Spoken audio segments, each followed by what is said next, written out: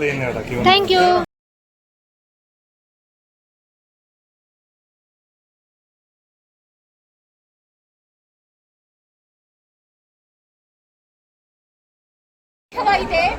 ಇಲ್ಲ. ನನ್ನ ಕನಸನ್ನು ಬಂಧಿಸಲು ಸಾಧ್ಯವಾಯಿತೆ? ಇಲ್ಲ. ಭಾರತದ ಹೆಣ್ಣು ಮಕ್ಕಳೇ, ಇಂದು ನಿಮ್ಮ ಧ್ವನಿಯನ್ನು ಯಾರು ಕಸಿದುಕೊಳ್ಳಬಾರದು. ನಿಮ್ಮ ಹಕ್ಕು ನಿಮ್ಮದು. ನೆನಪಿಡಿ, ಅಂದು ನಾವು ಕತ್ತಿಯಿಂದ ಹೋರಾಡಿದ ಕಾಲವಿತ್ತು. ಆದರೆ ಇಂದು ನಿಮ್ಮ ಕೈಯಲ್ಲಿ ಸಂವಿಧಾನವಿದೆ. ಸಂವಿಧಾನದ ಪುಸ್ತಕದಿಂದ ನೀವೆಲ್ಲ ಹೋರಾಡಿ ಇಂದು ರಾಜ ವೆಂಕಟಪ್ಪ ನಾಯಕ. ಆದರೆ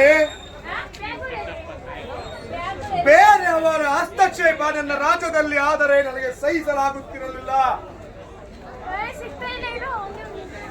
ಸಿಡಿಗೇಳುತ್ತಿದ್ದೆ. ಈ ಬ್ರಿಟಿಷರ ಆಳ್ವಿಕೆಯ ವಿರುದ್ಧ ಸಿಡಿಗೆದ್ದಿದ್ದೆ.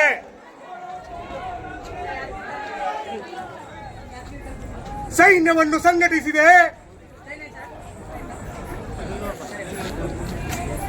ಅನೇಕ ರೀತಿಯಲ್ಲಿ ಜನಗಳನ್ನು ಒಗ್ಗೂಡಿಸಿದೆ.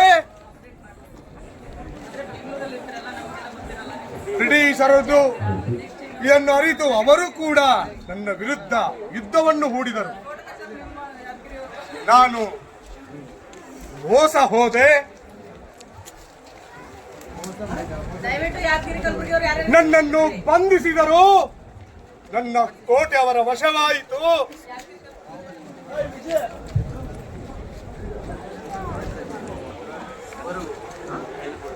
ನಾನು ಮಡಿದೆ.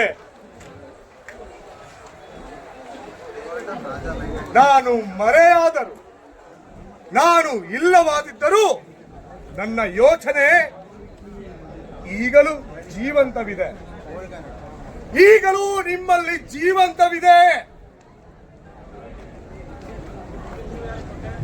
ಸ್ವಾಭಿಮಾನ.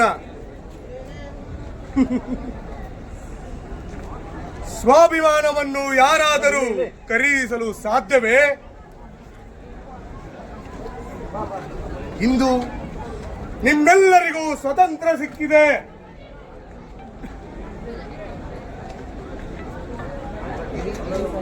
ಅದನ್ನು ಸರಿಯಾದ ರೀತಿಯಲ್ಲಿ ಉಪಯೋಗಿಸಿಕೊಳ್ಳಬೇಕು ನೀವು.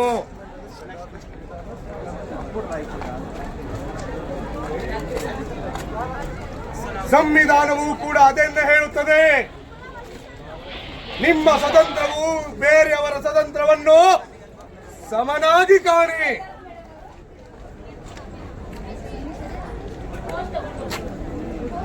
ಸಂವಿಧಾನಕ್ಕೆ ಗೌರವ ನೀಡಿ.